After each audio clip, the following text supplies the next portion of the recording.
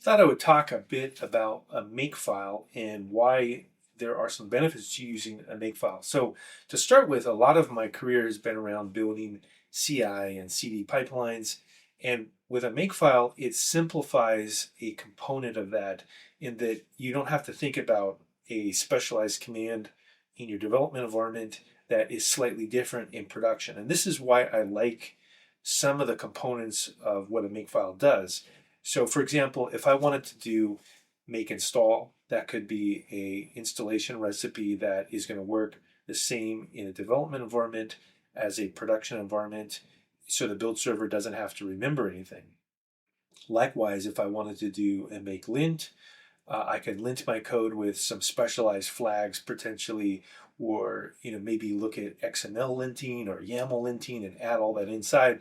But I don't have to remember every single command. I just type in make lint. So it's in a sense almost like a bookmark or a shortcut that you would use when you're doing things with a build system. And I think that's what's really interesting about the Makefile is that it's a nice way to collect a bunch of recipes and then run them in a uniform way. So if you're doing things locally, I could see how maybe, especially with a modern language like Rust, you could think, well, Makefiles are old. Why do I care about Makefiles? And maybe that's correct, right? If you're only developing local Rust code and local tools, you could use all of the new things that people are doing with Rust and use special flags and special features.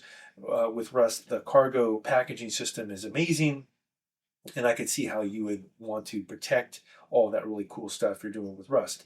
On the flip side, if you're going to be developing with CI CD first, where you're thinking about how do I get this code into production, that's when Makefiles are very interesting because they're not perfect, but they start to build a abstraction.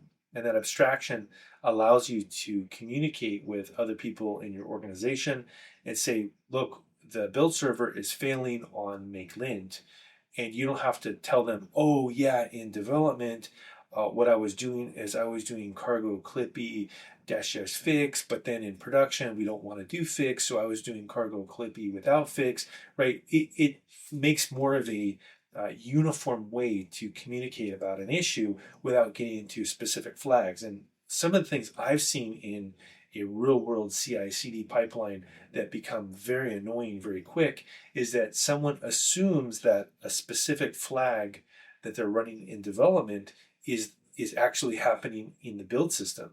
And what is very confusing is that the build system might run something that's very subtly different, and then it could take you a day to debug it because you don't realize that someone changed the flag. And that's really why, if you're able to have an abstraction when you're working with the CI/CD system, it can be very helpful in the future to prevent these kinds of bugs. So that's really where I see the Makefile becoming really a solution for a lot of problems in real world production. So again, this doesn't mean that a Makefile is the nirvana for local development. Everybody should use Makefiles, but it also doesn't mean that the zealotry towards not using Makefiles is justified.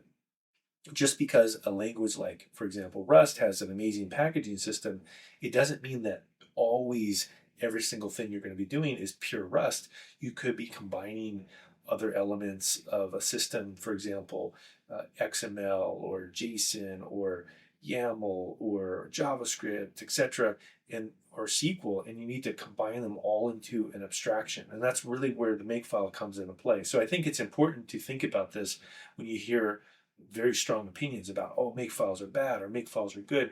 Well, it just depends. It depends on what kind of problem that you're solving. And that's what's so interesting about software engineering is that it really depends on the scope of what you're doing, what problem you're looking at. Are you building things for a Fortune 500 company where you're doing continuous delivery? Is DevOps a component of what you're doing? These are all things to consider when you're taking advice on some component of software engineering. So I guess in a nutshell, I would say I'm very interested in using tools that make it simple to remember things, simple to remember flags.